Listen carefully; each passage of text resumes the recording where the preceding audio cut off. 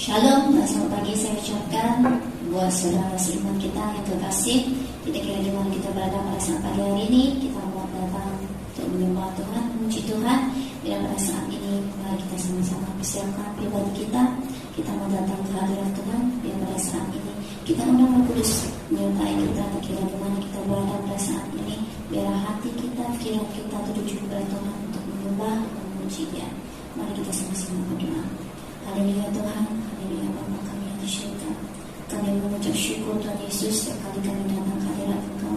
Kami bersyukur pada saat pagi hari ini, atas masa ini, kesempatan ini yang Kau berikan bagi kami. Kami dapat lagi menikmati hadirat Engkau, datang kepada Engkau, memuji dan memuliakan Engkau.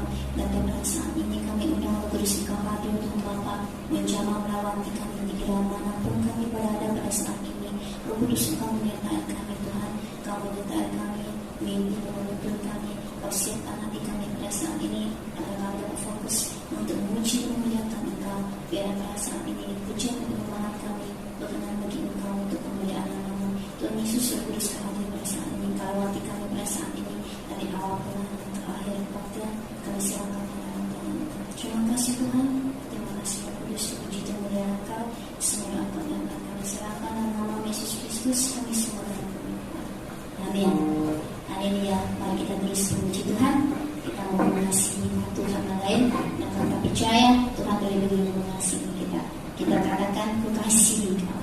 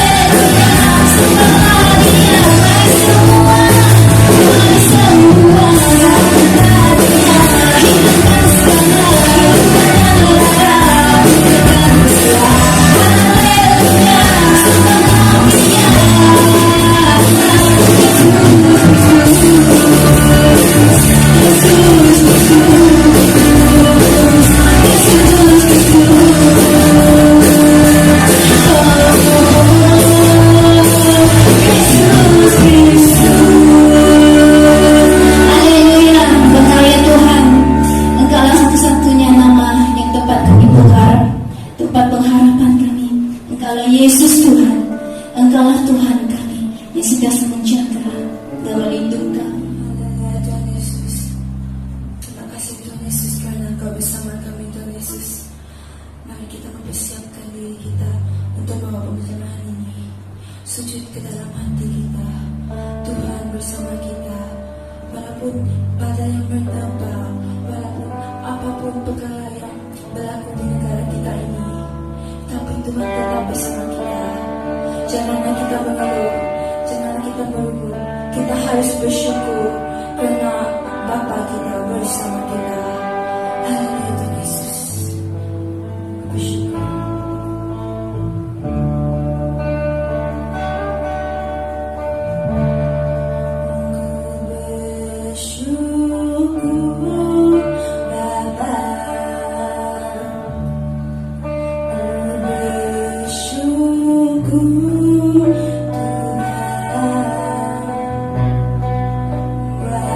Kasih setiamu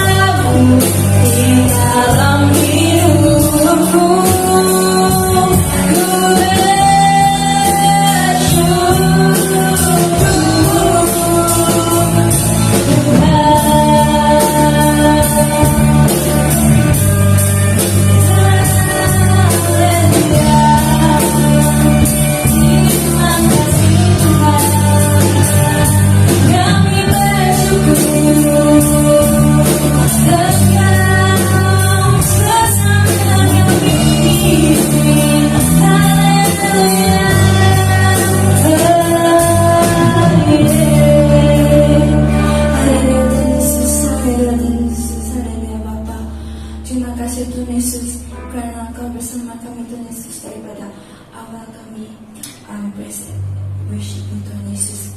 Lepas ni Tuhan Yesus, kami akan mendengar firman-Mu Tuhan yang akan disampaikan oleh pastor kami, iaitu Pastor Edwin. Hari Tuhan Yesus, dalam pimpinan kami Tuhan Yesus, dalam nama Tuhan Yesus kami sudah berdoa. Amin. Okey, kita akan teruskan dengan khotbah kita oleh Pastor Edwin. Saya ucapkan selamat pagi kepada semua anak-anak Tuhan dan semua pendengar yang mengikuti ibadah online pada pagi hari ini. Tuhan memberkati kita semua melalui pertemuan ibadah kita secara maya pada pagi hari ini. Terima kasih atas segala pujian dan penyembahan yang telah kita naikkan di hadirat Tuhan pada pagi hari ini. Semoga Tuhan memberkati kita semua. Meneruskan ibadah kita, mari kita datang kepada Tuhan dalam doa. Saya pimpin kita dalam doa. Kami bersyukur kepadamu ya Tuhan Yesus atas berkat pimpinan pertolongan Tuhan bagi kami sepanjang minggu, hari-hari yang telah kami lewati sampai pada pagi hari ini dan hari ini. Kami dapat sama-sama mengikuti ibadah online pada pagi hari ini bukannya karena kebetulan, tapi semuanya adalah oleh karena Tuhan. Kami menyerahkan masa dan waktu yang kami guna pada pagi hari ini. Tuhan akan menyertai dari awal sehingga selesai agar semua yang kami lakukan dapat berjalan dengan baik. Firman Tuhan yang kami dengar bersama memberkati setiap pribadi kami. Pakailah hamba-Mu menjadi sumber berkat kepada setiap pendengar pada pagi hari ini. Di dalam nama Tuhan Yesus kami berdoa. Amin. Bapak Ibu, Saudara yang Tuhan Yesus kasihi, tema firman Tuhan pada pagi hari ini yang kita dengar bersama adalah hidup penuh syukur. Hidup penuh syukur. Saya ambil daripada Efesus 5 ayat yang ke-20. Mari kita sama-sama lihat firman Tuhan. Efesus 5 ayat yang ke-20. Ucaplah syukur sentiasa atas segala sesuatu dalam nama Tuhan kita Yesus Kristus kepada Allah dan Bapa kita. Sekali lagi, ucaplah syukur senantiasa atas segala sesuatu dalam nama Tuhan kita Yesus Kristus kepada Allah dan Bapa kita.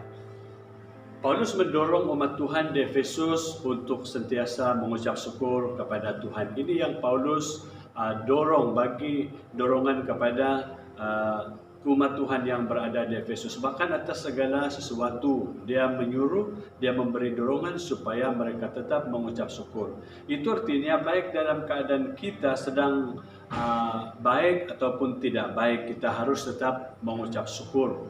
Dalam 1 Tesalonika, kalau kita lihat dalam 1 Tesalonika pasal yang ke-5 ayat yang ke-18, Paulus juga menasihatkan hal yang sama. Mengucap syukurlah dalam segala hal, sebab itulah yang dikehendaki Allah di dalam Kristus Yesus bagi kamu.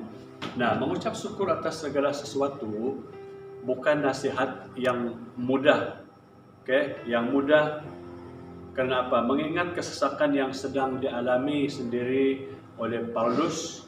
Apa yang dialami oleh Paulus sendiri saat dia menulis surat ini, pasal yang ke-3 ayat yang ke-13. Bagi Paulus, mengucap syukur merupakan bagian proses pertumbuhan anak-anak Tuhan untuk menjadi semakin serupa dengan Kristus. Mengucap syukur tidak hanya menunjukkan seseorang mengalami berkat Allah, tetapi juga menunjukkan kepercayaan yang penuh kepada Allah, yakin bahwa dia tahu yang terbaik. Sekali lagi, mengucap syukur tidak hanya menunjukkan seseorang mengalami berkat Allah, ataupun dalam arti waktu kita diberkati baru kita mengucap syukur. Waktu kita dalam kecukupan baru kita mengucap syukur.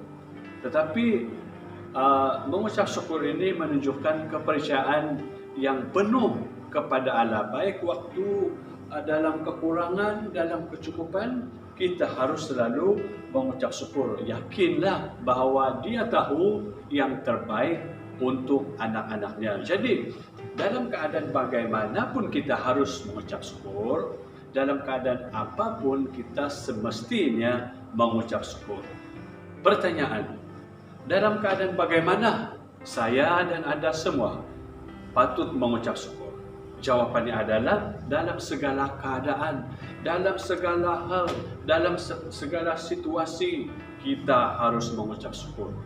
Mudah, memang mudah kita mengucap syukur jika hidup kita ditunjang dengan kelancaran, semuanya berjalan dengan lancar, semuanya menjadi mudah. Tetapi bagaimana jika yang kita alami adalah kerugian? Jika yang kita alami adalah sebaliknya, mungkin kemalangan dan apapun yang kita hadapi yang tidak baik, yang tidak kita harapkan. Mampukah kita bersyukur? Ini pertanyaan untuk saya dan kita semua.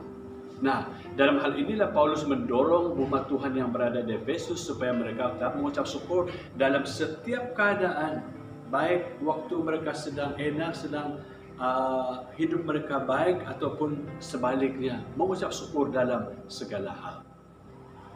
Kita harus belajar. Ada satu, mungkin ada orang, kita pernah mendengar tentang nama orang ini, yaitu Fanny Crosby. Fanny Crosby. Sebelum kita melihat tentang Fanny Crosby, kita lihat contoh dalam Alkitab yang selalu kita dengar, tokoh Alkitab yang satu ini.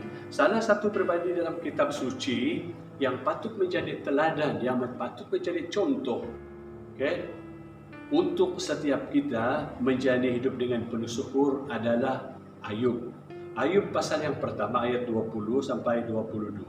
Maka berdirilah Ayub lalu mengoyak jubahnya dan mencukur kepalanya, kemudian sujudlah ia dan menyembah, katanya. Dengan telanjang aku keluar dari kandungan ibuku, dengan telanjang juga aku akan kembali ke dalamnya.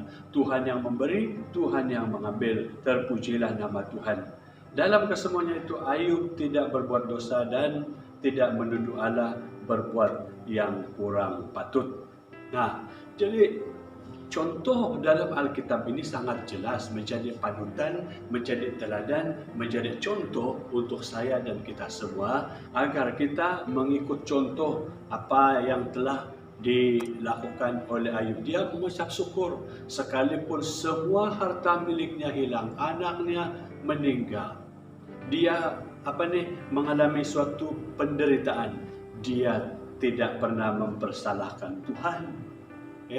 Dia tidak pernah menyalahkan Tuhan. Dalam kesemuanya, katanya dalam ayat yang kita baca itu, Ayub tidak berbuat dosa dan tidak menuduh Allah berbuat yang kurang patut. Kembali kepada Fanny Crosby.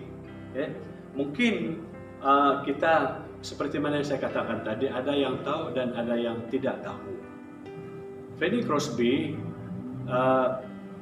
menulis lebih dari 8.000 lagu rohani. Kalau kita lihat tentang seorang yang bernama Fanny Crosby, meskipun dia buta sejak usia dia 6 minggu, dia tidak mempersalahkan Tuhan atas hal itu.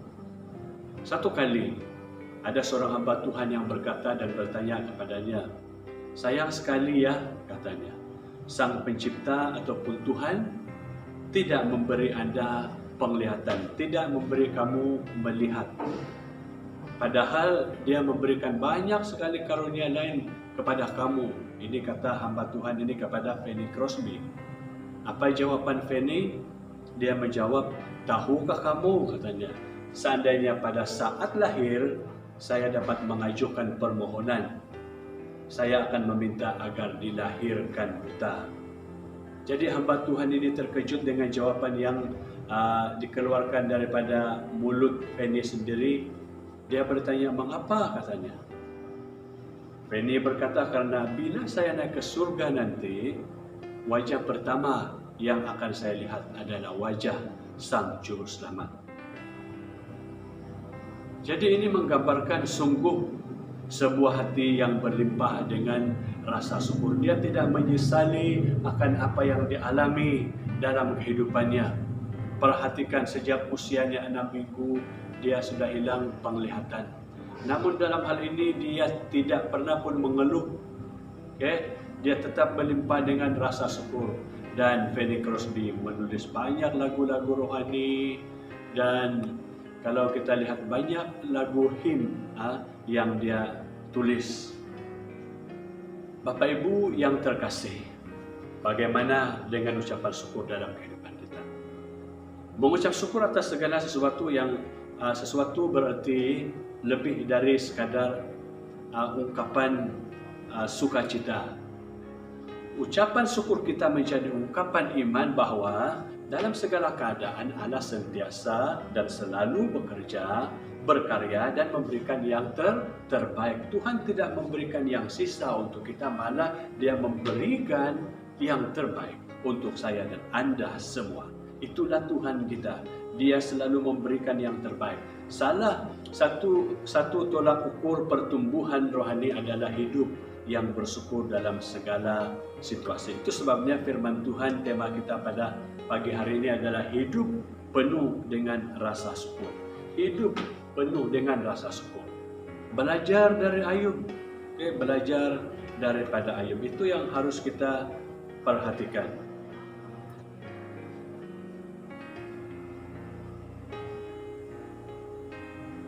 Nah, jadi di sini kalau kita lihat daripada Ayub yang telah kita lihat sebentar tadi, dia adalah salah satu pribadi yang patut menjadi teladan untuk kita semua.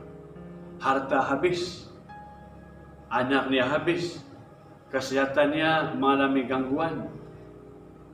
Apa yang patut dia lakukan? Memang patutlah dia mengeluh, memang patutlah dia sebenarnya, Tuhan mengapa seperti ini? Kan, tetapi Ayub tidak pernah melakukan hal itu. Perhatikan seorang yang hidupnya saleh, hidupnya benar di hadapan Tuhan. Dia tetap mengucap syukur dalam segala keadaan.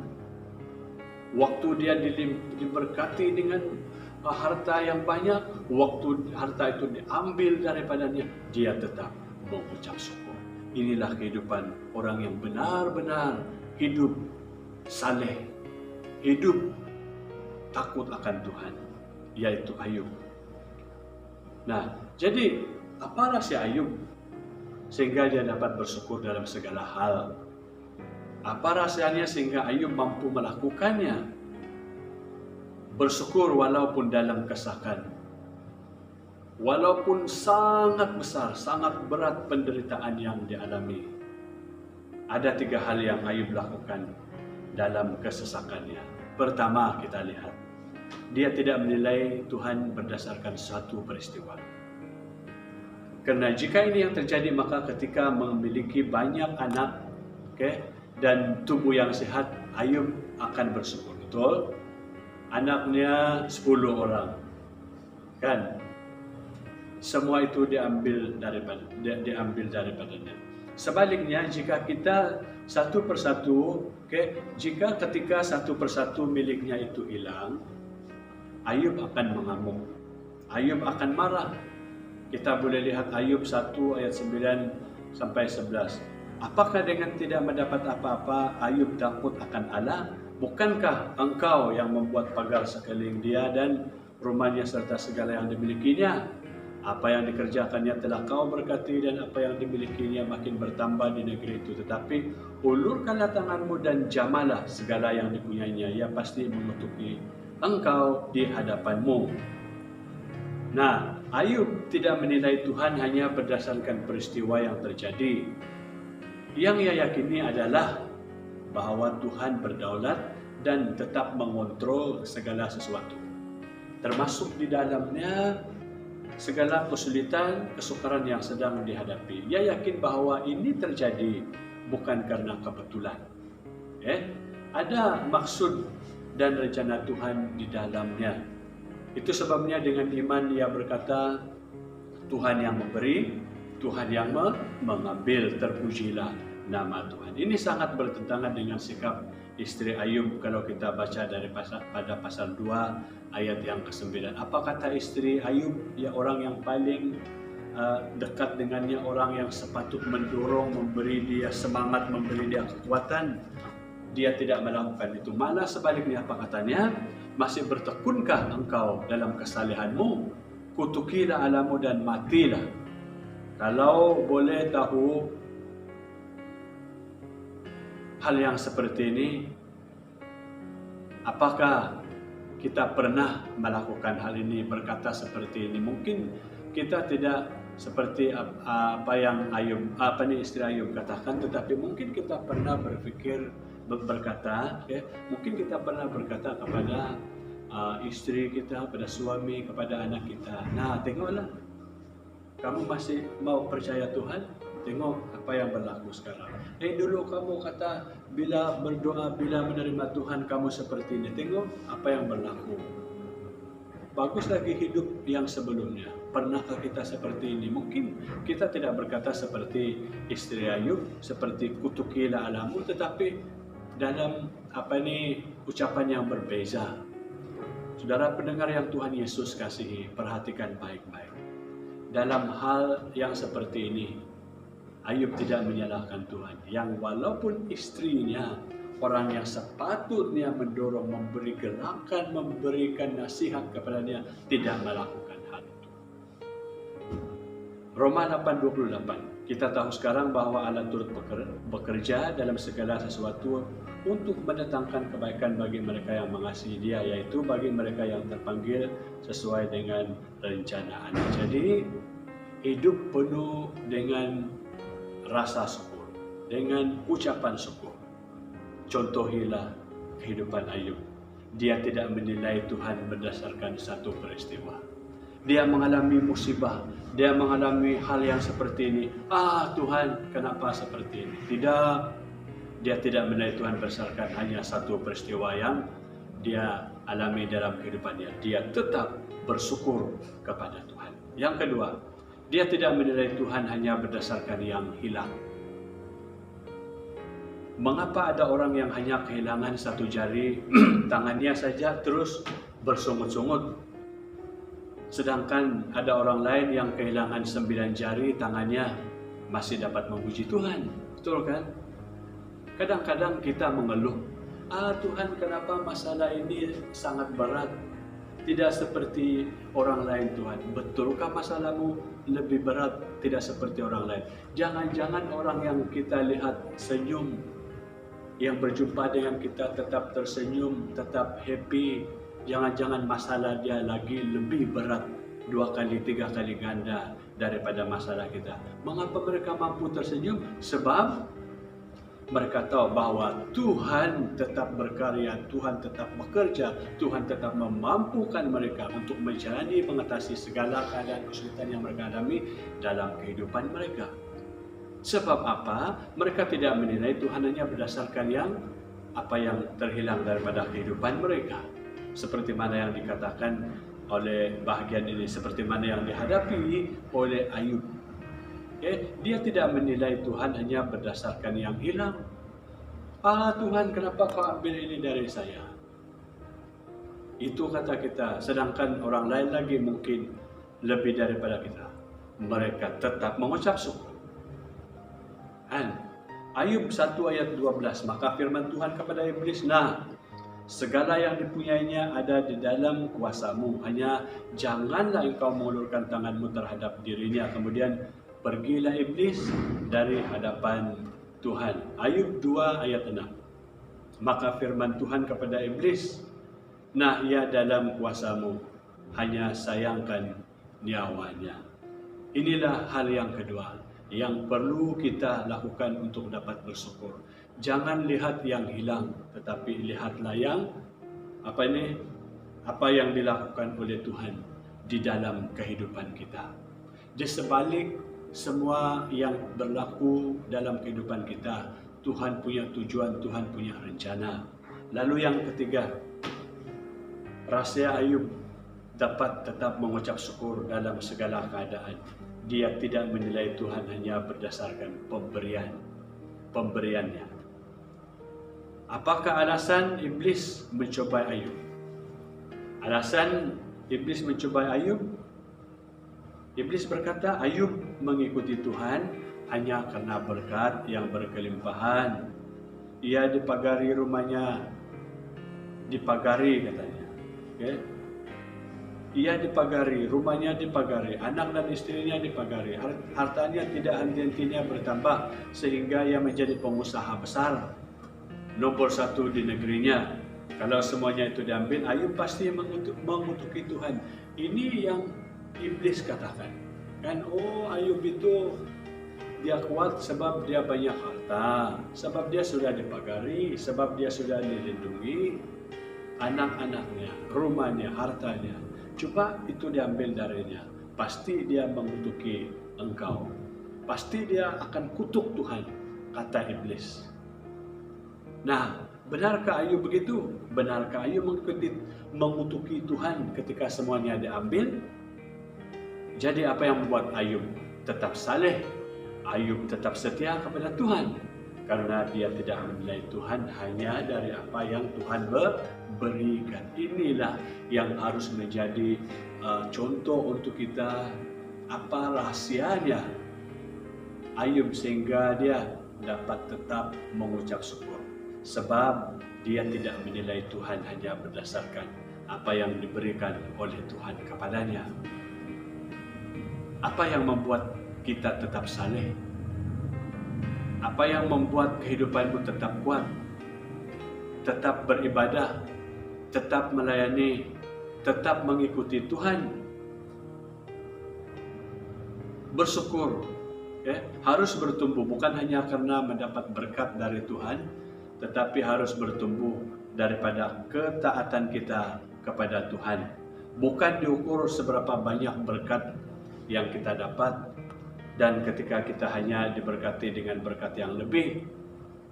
Jika ucapan syukur kita selalu berdasarkan hanya pada waktu kita memperoleh berkat dari Tuhan, maka hidup kita akan sukar untuk bersyukur. Betul? Kalau kita hanya mengucap syukur apabila kita diberkati dengan berkat yang berlimpah, hanya waktu kita sehat, hanya waktu kita serba-serbi sudah cukup. Kalau kita menghadapi kesusahan, kalau kita dalam kekurangan, pasti sukar untuk kita mengucap syukur. Belajar dari Ayub, jangan kita hanya menilai Tuhan hanya berdasarkan pemberiannya. Bila sudah diambil, kita mengeluh. Kalau kita hanya mengukur dari apa yang Tuhan beri kepada kita, baru kita mengucap syukur. Dalam kelemahan, maksud saya, waktu kita sakit kurang sehat, kita tidak akan mengucap syukur. Waktu kita dalam kekurangan, kita tidak akan mengucap syukur. Sebab apa? Kita hanya mengukur apabila Tuhan memberikan yang terbaik untuk kita, memberikan sesuatu yang kita mau dalam kehidupan kita.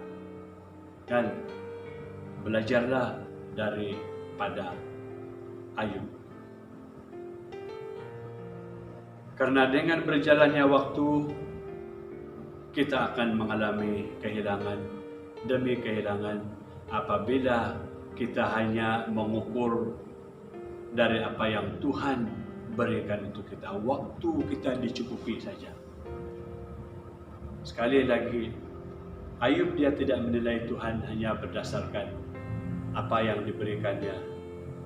Itu sebabnya dia tetap mampu mengucap syukur. Ada seorang yang bernama Henry Nouwen berkata,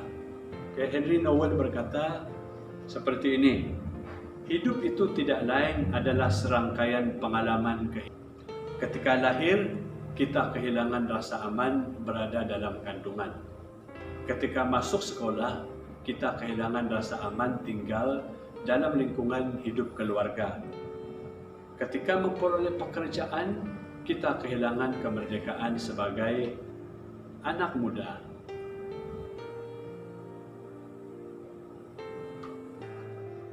Dan juga katanya ketika menikah, kita kehilangan kegembiraan karena masih mempunyai banyak pilihan. Ketika menjadi tua, kita kehilangan ketampanan, kesehatan, kebebasan fisikal. Dan ketika mati, kita kehilangan segala-galanya. Ini kata Henry Nouwen.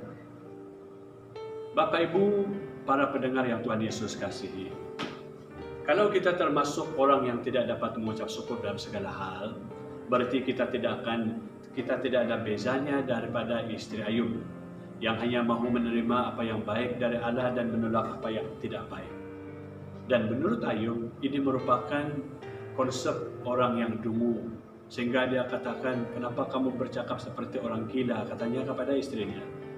Justru karena kita sedang hidup di dunia ini yang merupakan daerah kekuasaan musuh, tidaklah mungkin kita tidak dapat bebas. Kita tidak akan terlepas ataupun kita tidak mungkin dapat bebas dari cobaan dan penderitaan. Iblis pasti mencoba, iblis pasti mencobai dengan sekuat tenaganya, dengan usaha yang gigih, dengan usaha yang kuat untuk mencobai kita, menjatuhkan kita. Seperti mana yang dia lakukan terhadap Ayub. Oh, coba Tuhan ambil berkat ini daripadanya. Oh, dia hanya kuat sebab dia banyak harta. Tetapi silap apa yang iblis katakan terhadap Ayub kan. Apabila semuanya diambil, Ayub tetap kuat. Para pendengar yang Tuhan Yesus kasih, bagaimana dengan kita? Bagi saya dan Anda semua. Apakah kita mengikuti Tuhan itu? Apakah kita hanya mencari Tuhan itu? Ataupun apakah kita hanya mengucap syukur apabila kita menerima sesuatu yang dari Tuhan? Apabila doa kita dijawab, wow, happy kita. Kan memang happy, siapa tidak happy, senang hati, diberkati. Selepas itu kita hilang. Selepas itu tidak lagi mengucap syukur. Hilang, tenggelam. Bila kita dalam penderitaan lagi, baru muncul semula. Panggil nama Tuhan, menangis di hadapan Tuhan. Baru tahu bersyukur, baru tahu berterima kasih. Tuhan, tolong saya Tuhan. Para pendengar yang Tuhan Yesus kasih. Hidup ini, kata firman Tuhan, adalah singkat. Hidup kita sangat singkat. Dan kita hidup dalam dunia ini berusaha untuk tetap melakukan apa yang terbaik untuk Tuhan, untuk sesama kita. Selagi ada kesempatan, selagi ada masa, selagi ada waktu yang telah diberikan oleh Tuhan, mari kita hidup mengucap syukur kepada Tuhan dalam setiap keadaan, dalam setiap perkara yang kita lakukan, dalam situasi apapun kita, dalam suka duka, dalam kesakitan, dalam kesehatan, waktu kita sehat, waktu kita dalam kecukupan, waktu kita dalam kekurangan, tetaplah bersyukur kepada Tuhan. Sebab itulah yang dikehendaki oleh Tuhan untuk kita sebagai umat yang percaya kepada Tuhan. Itu sebabnya dalam Efesus pasal 5 ayat yang ke-20, ucaplah syukur senantiasa atas segala sesuatu dalam nama Tuhan kita Yesus Kristus kepada Allah dan Bapa kita. Jadi Tuhan memberkati kita semua pada pagi hari ini. Mari kita berdoa. Terima kasih ya Tuhan Yesus atas kebenaran firman-Mu pada pagi hari ini. Biarlah firman Tuhan yang telah disampaikan untuk kami pada pagi hari ini akan mendorong dan akan menguatkan setiap pribadi kami ya Tuhan Yesus, supaya dalam kehidupan ini kami akan tetap mengucap syukur kepada Tuhan dalam setiap perkara, dalam keadaan apapun, situasi apapun ya Tuhan, supaya kami tetap bersyukur dan supaya kami percaya bahwa Tuhan Allah selalu bersama menyertai kami ya Tuhan Yesus. Terima kasih Bapa di surga, dan kami percaya bahwa setiap kami yang telah mendengar firman-Mu pagi hari ini tak terlepas daripada berkat-berkat-Mu. Malah setiap pribadi kami dilimpahkan dengan berkat-berkat yang datangnya daripada Tuhan. Hamba berdoa, biarlah Tuhan akan menyertai setiap pribadi kami di dalam kehidupan kami, hari-hari yang kami jalani pada masa-masa akan datang ini.